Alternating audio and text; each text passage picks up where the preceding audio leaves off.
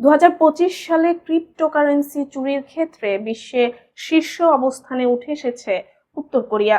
চলতি বছরে দেশটির হ্যাকাররা আনুমানিক $2.2 বিলিয়ন মূল্যের ডিজিটাল সম্পদ হাতিয়ে নিয়েছে। ব্লকচেইন বিশ্লেষণ সংস্থা চেইন অ্যানালিসিসের তথ্য মতে আগের বছরের তুলনায় উত্তর কোরিয়ার ক্রিপ্টো চুরির পরিমাণ বেড়েছে প্রায় 51%। বৈশ্বিকভাবে ক্রিপ্টো সেবা খাতে যত হ্যাকিং হয়েছে তার প্রায় 76%-এর সঙ্গেই দেশটির সংশ্লিষ্টতা পাওয়া গেছে, যা এখন পর্যন্ত সর্বোচ্চ রেকর্ড।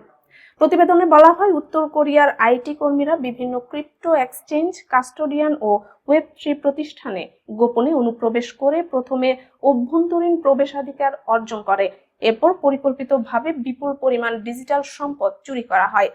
চেইন অ্যানালিসিসের মতে এই পদ্ধতি দ্রুত ও তুলনামূলকভাবে নিরাপদে অর্থ পাচারের সহায়ক হচ্ছে।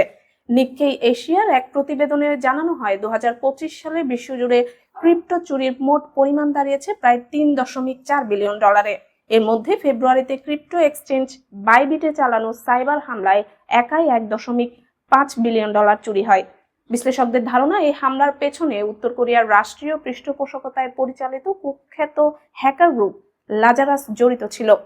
চেইন অ্যানালিসিসের জাতীয় নিরাপত্তা গোয়েন্দা বিভাগের প্রধান অ্যান্ড্রু ফিয়ারম্যান বলেন, চুরি করা অর্থ বৈধ করার জন্য উত্তর কোরিয়ার হ্যাকাররা অনেক সময় চীনের মানি লন্ডারিং সেবার সহায়তা নেয়।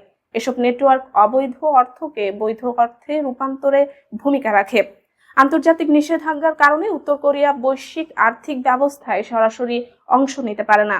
জাতিসংঘ, যুক্তরাষ্ট্র ও দক্ষিণ কোরিয়ার আরোপিত নিষেধাজ্ঞা দেশটিকে সামরিক ও অস্ত্র কর্মসূচির অর্থ যোগাতে অবৈধ পথ বেছে নিতে বাধ্য করেছে। গবেষকদের মতে, অতীতে আদর্শগত উদ্দেশ্য সাইবার হামলা চালালেও বর্তমানে উত্তর কোরিয়ার সাইবার কার্যক্রমের প্রধান লক্ষ্য হয়ে উঠেছে অর্থ সংগ্রহ।